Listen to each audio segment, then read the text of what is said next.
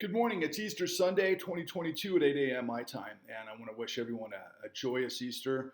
I hope you have a fantastic day with your family, your friends. I hope you find some time for introspection, and I hope on this day that so many millions of people are kind of thinking about, eternity and their life and their sacrifice and their role in it. That I can get you guys to kind of frame the absolute insanity of the world that we actually live in context to what is important to you. So I like things that make sense, particularly things that function efficiently, things where incredibly gifted people of great content and character are people who rise to the top of whatever the endeavor may be to do things that push the envelope forward. I was always a sports guy growing up. For me, things like football, baseball, basketball, for example, made a lot of sense because the best rose to the best positions, having their moments to be able to execute under certain circumstances. But none of that glory could happen if the system itself weren't designed to function properly, to where there was a fair playing field and to where people who actually put in the time and effort to excel were able to rise to the level that their talent would take them. That holds true the further you get into the system, and by the time you get to the very top, most of our professional sports organizations have an amazing degree of balance, quite frankly, because they have to. There's no choice but to appreciate the players that make up the teams, which are the workers, for example, right? But they shine, and they shine in an environment that we all celebrate because we all love competition. But we have to have rules for that system to actually make sense for all of us. How would we look at something where we knew the game was rigged? How would we, consider anything if we knew the deck was stacked, right? Now we know that there's teams, for example, like Alabama, that year in and year out perform, mightily above the competition over the course of the last 2 decades, particularly. And they do have certain advantages as time wears on because of just the nature of the business of media and everything else. When you at the top of the game, you're going to attract the best players and that sort of thing, right? But at the same time, to my knowledge, Nick Saban doesn't have such an advantage over, let's say, USC or the University of Texas to make his performance monumentally more than those two programs over the course of the last 2 decades. He just executes, and he has a system in place that probably rewards those who put in the most work. And why do those who go to Alabama want to put in the most work? Because they're going to wind up in the first 2 rounds of the draft, and they're going to make a lot of money, and that's what drives them. Okay, so that whole system makes sense. What about the military, for example? What would happen in the military if, the entire chain of command was basically put in place to make their soldiers fail in the course of battle, right? What if every single one of the lieutenants and the corporals and the colonels and all the way up the food chain to the generals were literally there just to sacrifice the troops? Well, of course, in history that happened, and those are monarchies, and eventually those systems would come unglued because the people that had to fight their wars would either, turn the tide and fight against them, or they just, go somewhere else. I mean, that happens throughout, history. And, as we're thinking about other, institutions and systems, I mean, what about driving? I always have a certain sort of appreciation for just the network of highways and, the light mechanisms and, the stop signs and the entirety of how we are supposed to get from point A to point B safely. And then we have, laws and rules that rein you in if you get out of control. I remember when I was a 16-year-old kid, I used to drive like a freaking, a monster. And quite frankly, I got so many tickets that I stopped driving like an idiot because there was a cost to it. There was a consequence to it. Same with everything under the sun. I mean, your mind could go a million different ways. And I'll give you one last consideration. I think, one of my favorite systemic sort of enterprises is like an airport, for example. Yeah, is the airport a hassle to go through security and things post 9/11 and other scenarios that make things somewhat difficult. Yeah, but is the system designed to work? Is the system designed to get you on a seat and from point A to point Z safely? And how much has to go into that to make sure that the whole system functions properly? Are people going to be rewarded if, for example, they look the other way while flammable or I don't know, combustible items are put on a plane, for example, and in 1 out of 10 start going down and people die and tragic deaths because of just people that are incentivized to do the wrong thing or just stupidity? Of course not. I mean, the regular person understands more than, especially if you get into your 30s and your 40s and you've got to take care of a family, all of the importance of systems that make sense. So you might be scratching your head over and over why this guy, Patrick Lovell, keeps coming to you and being so utterly just nonstop and never give up to try to penetrate your consciousness to make you understand that the system you live in is not the system you think it is. And unless we together, as a people, united, come together to purge corruption, this insanity will continue. And I say that in light for Easter for many of you, right? Honestly, do you think you have any chance of resurrection if you live a life of lies? Well, I guess that's the whole idea of sin and being forgiven and all of these other things, and I know that plays into it. But still, I mean, overall, is there a balance? Isn't there the book of life that certainly is in Judaism, where eventually, it's a net gain or a net loss, right? Did you do more good than evil, or did you do more evil than good? I mean, we're all flawed. We're human. I'm not suggesting to anyone that I expect anyone to behave in a way that could ever be perfection. Perfection isn't reality. I just watched this fantastic documentary on the greatest skateboarder of all time, Tony Hawk. And perfection is always fleeting. Perfection is what you dial after 10,000 times of failing.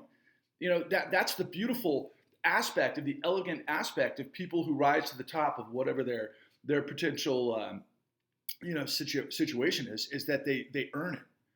And so in that perspective, in the perspective of systems making sense, of checks and balances, of accountability, of things operating the way they're supposed to, based on right and wrong, based on literally life or death in many situations, that we would reward a system that has basically buried every principle the United States is founded on. Now, again, going back to the beginning, none of us should ever expect anything to be perfect. I mean, that's just ridiculous. So we're going to make mistakes, right? But the system we have is a train wreck from hell led by demons who are stealing from you in a way that is ridiculous, and you're taking it. You're sitting on your hands or your head in the sand, and you refuse to understand the world we live in. And I'm just going to summarize it this way, okay?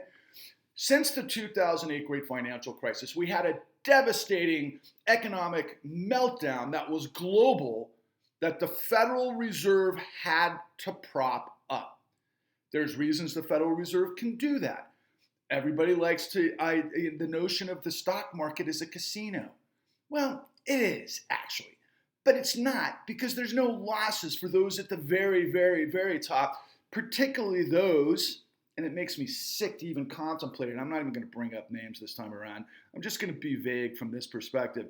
You got to understand that we do not have a free market. We do not have a system where everyone is equal under the law. We do not have a system where there's accountability for the big guys up top because they own the system. And everything's a lie. And to me, that is absolutely the biggest betrayal of not only the principle of the United States and the mechanisms that we've developed over 43 years, I believe, to the principles of God. Common sense, right versus wrong, good versus evil. Do you know what the difference between good and evil is? Good is benevolence. Evil is deception. And so why would the rich, the ultra rich, the super rich want to deceive us? Again, I'm going to go back to some of my movie references. Look, but two of my favorite movies of all time, honestly, are these wonderful Quentin Tarantino films. Django is one, and then also Inglourious Basterds. If you know those two films, you understand They're set at these time periods of absolute vicious, monstrous evil, slavery, and Hitler, okay? And the heroes are these American characters that are like bold and like, to hell with you, I'm going to play by your rules. In fact, I'm going to beat you at your game. Quite frankly, that's always been my mentality, right? It's like you gotta fight, and you gotta be able to rise above, and you've got to be able to like get through this like quicksand of madness to try to live a life worth lived. That's who I am. And I've gone on this journey, this monumental journey, 13 years in the making, where I have sacrificed everything that matters to me for the truth, okay? And does that sound hyperbolic? Does that sound like I'm some sort of preacher out there in the netherworlds? That's some guy that's like talking about stuff he doesn't understand. No, I know this stuff better than anybody in the goddamn country. The Federal Reserve policy has been cocaine for criminals. It's an easy fix to skim within the black box casino of asset managers, private equity funds, hedge funds, and of course the too big to fail banks that basically prop up assets, skim off the top on fees, and sell it right back to the Federal Reserve through bond buying programs, which is known as quantitative easing, but it's really bond buyback programs. So they can hyperinflate and manipulate the market to where it's like this crack cocaine circus for rich people, honestly, while you're stagnating. And the theory goes that, look, man, they pump so much liquidity into the system that it's creating this inflation that we're all dealing with. I mean, just ask yourself this if you're north of the age of 40, right? You come out of the 2008 financial crisis, you go through COVID, and where are you now? The only system this works for, quite frankly, is if you're in tech, maybe you're in real estate, maybe you're in, I don't know, obviously the equities, selling stocks. All of this Fed policy has benefited you over the course of the last 10 years. And most of you were part of the top 10%, Maybe many of you were pushing 1%, but it's based on Fed policy. And the thing that's the most disgusting part about this is that most of those people act so grandiose, so arrogant, and they literally say things like they're against socialism. Pull yourself up by your bootstraps. You know what that's like? To give you a reference to the two films that I just had, it's like the Django. Leonardo DiCaprio's character, he's the owner and he's the slave owner of the plantation owner, I should say, of Candyland, right? And so there's this one scene, I'll never forget this brutal scene where he's just sitting on the sidelines smoking his cigar, watching these two black guys who are badasses destroy each other and have to murder each other with their bare hands in the most violently disgusting way. And he's coaching them on how to fight, right? He's just a guy that's got all the control. That's it. He's just puppeteering these guys for his own freaking, his own entertainment. That's what the top 0.001% are doing to you and all of their, henchmen in the pipeline that are basically pissing on your head, telling you it's rain. You do not have a system of supply and demand. You do not have a system where the law is accountable. Look, we know, and I know firsthand, and I don't know why I'm the only one willing to tell you this day in and day out. The judiciary of this country bulldozed millions of people with illegal documentation fraud to be able to get the freaking asset into the system, off the books of the banks, to create liquidity that they got fees from, and I'm talking about servicers and foreclosure mills, that they sold right back into bond buying program, okay? It wasn't the free market, okay? We do have checks and balances in the free market. There's bears, there's bulls, there's guys that, buy on the dip. There's all sorts of different variables that you can play when you understand the system, okay? And I'm still learning, quite frankly. I'm 53 years old, and I've seen a lot, but I got to tell you, there's still a buttload for me to learn in terms of how this whole system works. But long and the short of it is, it's corrupt.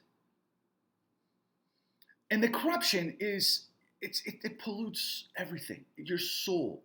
Everything's tarnished. It's like going to church, and having a sense that your priest might rape somebody in the flock and you don't do anything about it. How do you feel about yourself? How would God feel about you? Where's the courage? Where's the independence? Where's the structure to fight back for justice? That's what I'm trying to get you to do.